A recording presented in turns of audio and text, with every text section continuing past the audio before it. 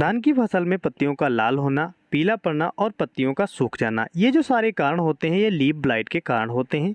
पहले हमारी जो धान की फसल होती, ऊपर की जो पत्तियां हैं, गोप होती, नोक होती है, वो धीरे धीरे सूखने लगती है और जो पत्तियों का रंग है वो भी कम हो जाता है, भूरापन आ जाता है और पीलापन अधिक हो जाता है। धीरे धीरे पत्तियां सूख जाती हैं, पौधे की बढ़वार रुक जाती है। ये सारे लक्षण होते हैं धान की फसल में लीफ ब्लाइट रोग के। तो आज हम इसी पे चर्चा करने वाले हैं। मैं हूं धीरेन्द्र और आप देख रहे हैं डीके गार्डन यूट्यूब चैनल।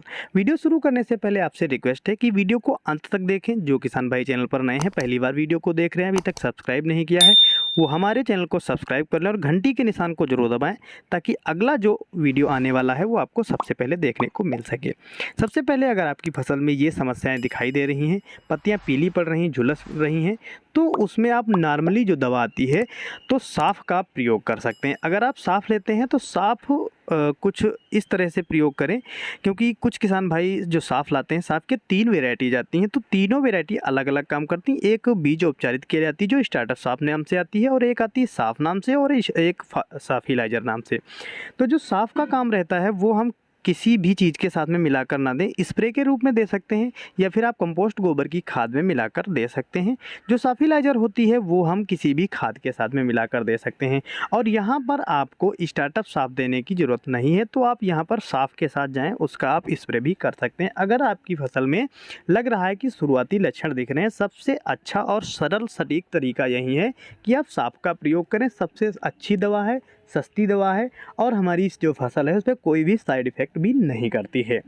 इस रोग के आने का जो समय रहता है, जब बारिश हो रही होती है उसके बीच में जब कुछ दिन गैप हो जाते हैं, बारिश नहीं होती है, तब ये काफ़ी मात्रा में बढ़ जाता है या हमारी फसल में लंबे समय तक पानी भराव से हो जाता है।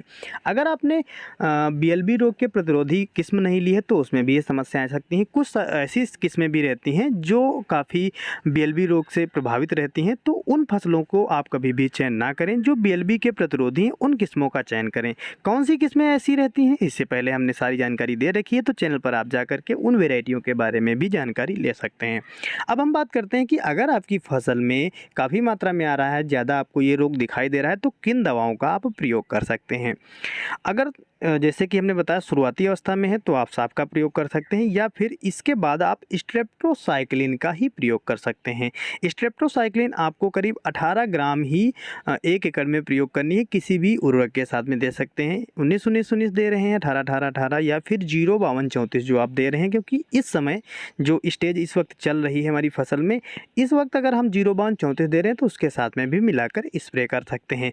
अगर थोड़ा ज़्यादा प्रभाव हो चुका है, हमारी फसल में लग रहा है कि थोड़ा ज़्यादा दिक्कत आ रही है, ज़्यादा पत्तियां पीली पड़ रही हैं, तो आप स्ट्रेप्टोसाइक्लिन के साथ में कॉपर ऑक्सीक्लोराइड भी मिला सकते हैं। वैसे तो कॉपर ऑक्सीक्लोराइड काफ़ी गर्म दवा होती है, इससे थोड़ा समस्या भी आती है, लेकिन अगर ज़्यादा समस्या है तो इन दोनों को अगर आप मिलाकर स्प्रे करते हैं तो काफ़ी अच्छा रिजल्ट मिलेगा। स्ट्रेप्टोसाइक्लिन आपको 18 ग्राम लेनी है, कॉपर ऑक्सीक्लोराइड आपको 400 ग्राम लेनी है 1 एकड़ के लिए। 150 से 170 लीटर पानी तक आप इसका प्रयोग कर सकते हैं। पानी की मात्रा आप 170 अगर रखते हैं तो काफ़ी अच्छे से आप स्प्रे कर पाएंगे। तो दोस्तों, इस तरह से आप अपनी फसल में जो पत्तियों का पीलापन है, सूखना है, यानी लीफ ब्लाइट पर भी कंट्रोल कर सकते हैं। और एक तरीका भी ऐसा रहता है जिससे आप इन रोगों पर कंट्रोल कर सकते हैं, लेकिन उसको मैं रिकमेंड करूंगा कि आप अपनी फसल में केवल एक बार ही प्रयोग करें। करीब एक बार प्रयोग करने के बाद आपको 3 साल तक उसका प्रयोग नहीं करना है। फिटकरी का प्रयोग, फिटकरी के बारे में हमने जानकारी दी है, लोग काफ़ी पसंद कर रहे हैं, यूज भी कर रहे हैं, उनका रिजल्ट अच्छा आ रहा है, तो उसको भी आप जाकर के एक बार देखें कैसे क्या प्रयोग करना रहता है। अगर आपकी फसल में कोई रोग नहीं दिख रहा है या थोड़े बहुत लक्षण दिख रहे हैं तो उसका भी आप प्रयोग कर सकते हैं। ये वाला वीडियो आपको कैसा लगा कमेंट में जरूर बताइए। अगर आप किसान हैं तो कमेंट में जय जवान जय किसान लिखें। हमारा समर्थन करें, वीडियो को ज़्यादा से ज़्यादा लाइक और शेयर करें। मिलते हैं दोस्तों अगले वीडियो में अगली और अधिक जानकारी के साथ। तब तक के लिए जय जवान जय किसान, धन्यवाद।